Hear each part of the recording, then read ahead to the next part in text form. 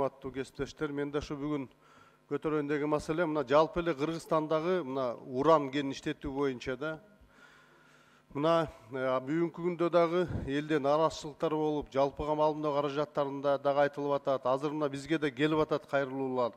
Ысык Көл областынын, Нарын областынын тургундары, мына Кочкор Тоң району Балыкчы шаарынын тургундары мына бүгүн ушуга абдан каршылык көрсөтүп атышат да. Мына Кызыл уран кен иштетүү боюнча. Эми мындай айтат элем, мына уран кенин бир иштетип да көргөнбүз Кыргызстандачы. Мындан бир 50-60 жыл мурда жабылган кендер. Бирок ошонун кесепетин бүгүнкү күнгө чейин көрүп келатабыз. Майлы суудагы уран кенин калдыктарын сактоосу боюнча Миң Куш, Кажды Сай бүгүн да эл аралык уюмдардан акча алып ошону бүгүнкү күнгө чейин бир бүгүнкү күндүн шартына жооп берген мындай шарттарда сактай албай атабыз да. Эми жаңынын бизге канчалык кереги бар ушулчу. Мына Өнөр жай геология энергетика госкомитети ошонун деген лицензияны берип атканда ойлонбойбу аларчы? Бул кандай бир келечек менен берди бугачы? Мына биздин сыймыгыбыз, Ысык Көл биздин берметибиз деп биз сыймыктанабыз, туризмди ушул жерде өнүктүрөбүз деп атабыз. Эгер могу иштетилип кала турган болсо, анда ал жөнүндө туризм жөнүндө айтып да кереги жок анда. Бул кандай болот андачы? Мына боомдон келатканда эле радиацион фонду көргөндө уже туристтер кайрылып кетет ал жерденчи. Бул деген биз балта чабып атабыз да келечекке, ошол бир кичинекей бир ишкананы иштетүү боюнча.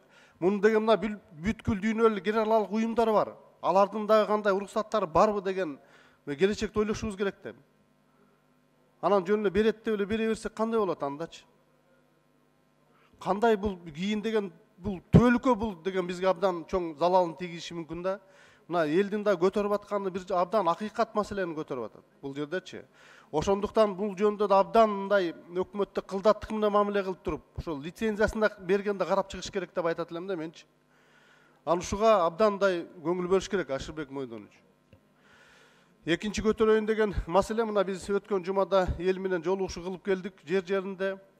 Мына бир Өзгөн районунда Куршап айылында бир 40 биздин жарандарыбыз Аман банкка өзүнүн акчасын салышканда. Мына Россияда ыйлап атышат жөнөт. Россияда иштеп 10 жыл 15 жылдап келип чогулуп келген акчабыз салып дейт. Мына ошо мошенниктерге туура туш келип бүгүн акчасын ала албай атабыз дейт.